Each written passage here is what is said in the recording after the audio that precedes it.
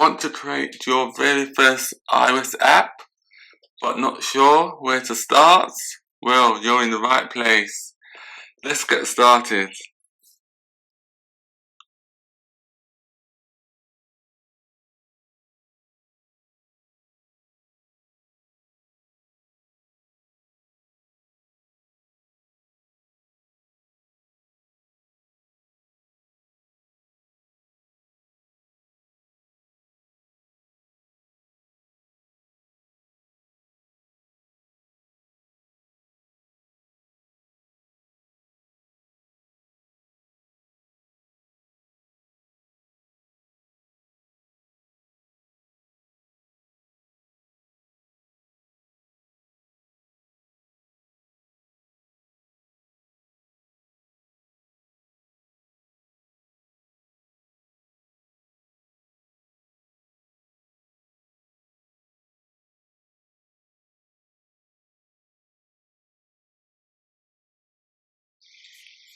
Hello everyone.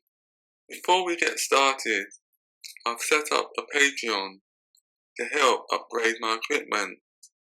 I'm aiming for a new MacBook Pro, which costs £4,000, to improve video editing and audio quality for better tutorials. If you'd like to support, the link is in the description.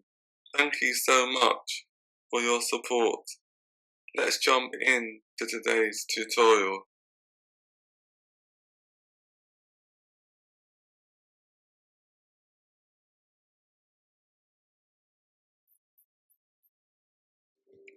The app we are creating is called Breakout, also known as Wall Smashing Game. The purpose of the game is to destroy the wall by using the paddle and the ball. So the first thing we need to do is to create a new strut within your SwiftUI project.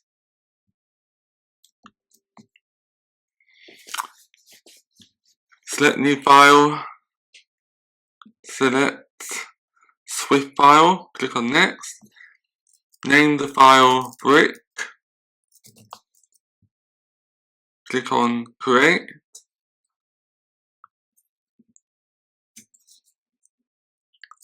import SwiftUI, type the following: strut, brick, identifiable,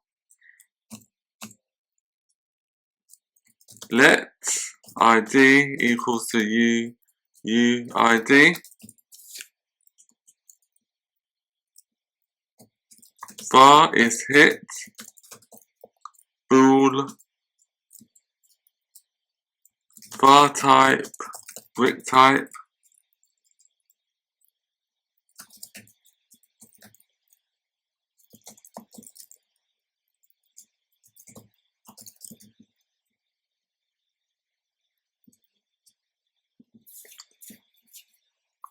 var durability is int,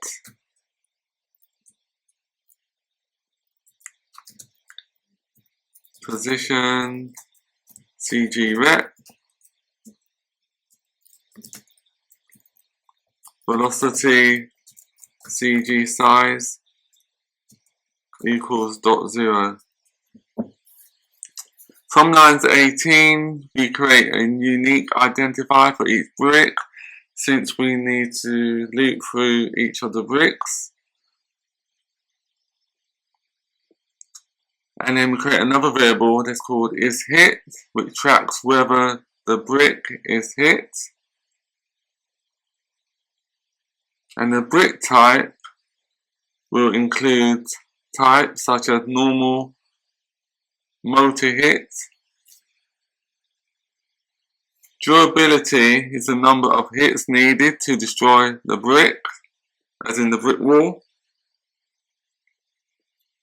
Position is the position and size of the brick, and velocity is the speed and the direction for the moving brick or bricks. So we need to create another, not struct, but we have to create an enum, which is called brick type. So I just create a new file, Swift file, name it brick type,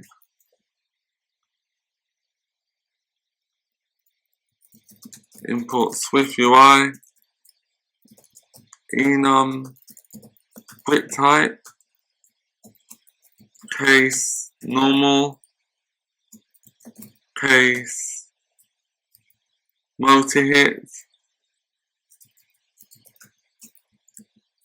case power up, case explosive,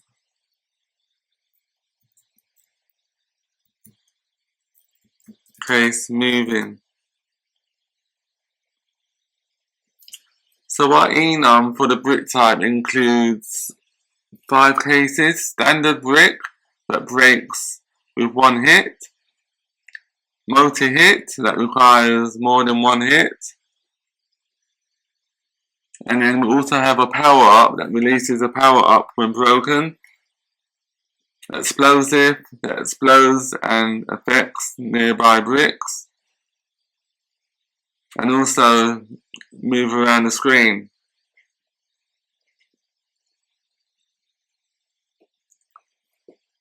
We need to create another struct, and this will be for the ball, as you saw earlier in the demo. So we call this Swift file, let's call it ball.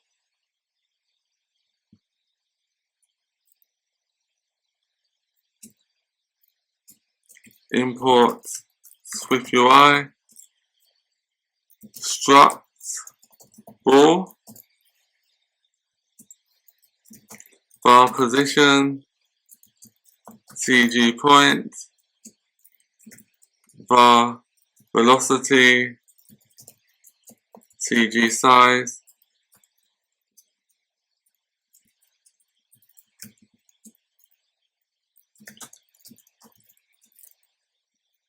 trail, CG point, which is an array of points. So from lines 12, what we're doing is we set the current position of the ball and the speed and the direction of the ball and the trail effects behind the ball, as seen earlier in the demo.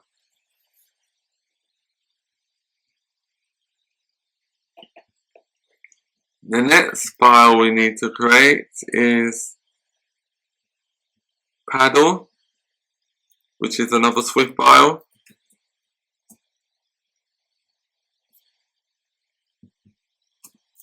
It's another struct, paddle, var position,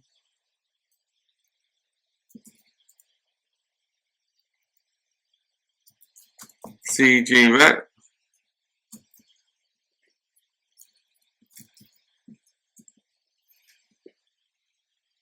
so the purpose of line 11 is to set the position and size of the paddle.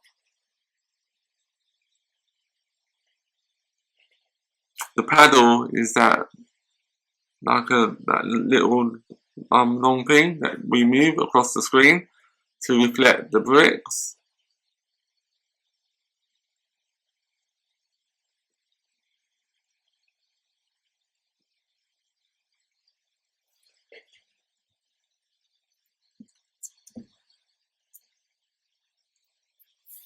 We need another file, which is another struct that's called power up.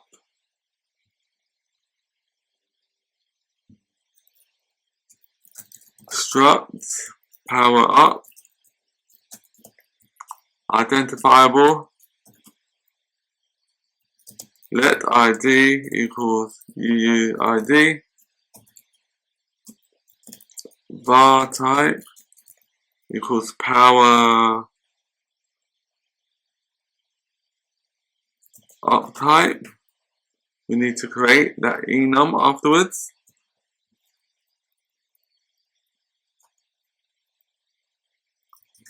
bar position, CG point, bar is active, bool equals true.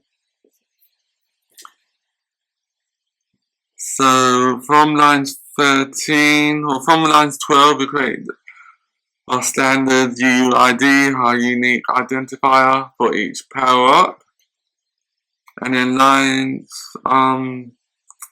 13 includes the type of power up, such as extra life or expand paddle that we're going to create afterwards, and then the position of the paddle or the current position of the paddle,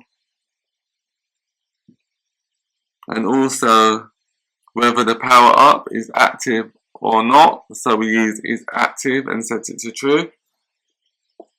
It can also be set to false when we're playing the game.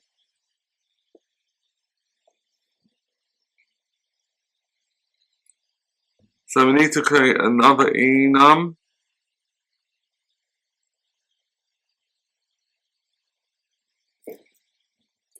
And this enum is called power up type.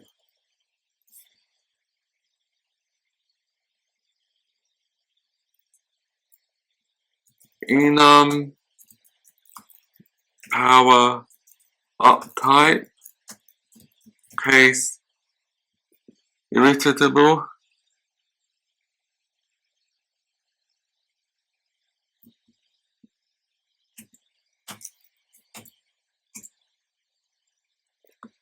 So the purpose of the case iterable is that we need to loop through each of the cases using a for each loop. So the first case that we'll create is called expand paddle, which increases the paddle size. Case extra life,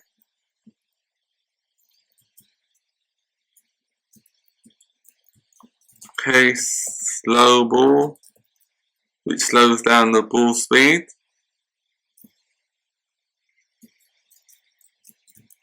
Case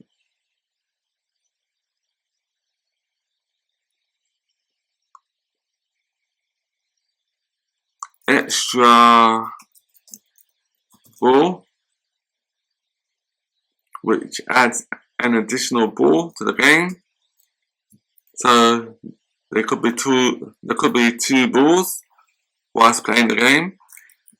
Case shrink paddle, which decreases the paddle size. Case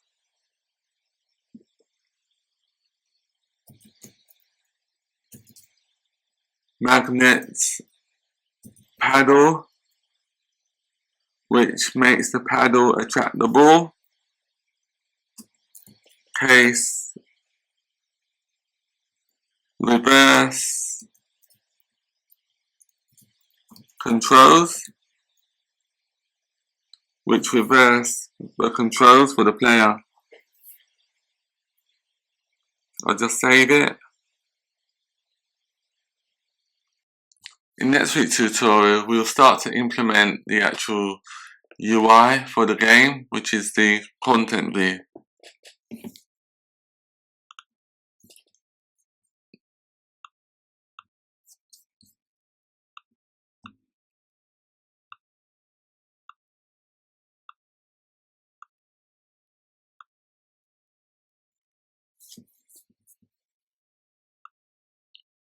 Thank you for joining us. If you found this tutorial helpful, please comment, like and subscribe. See you next week.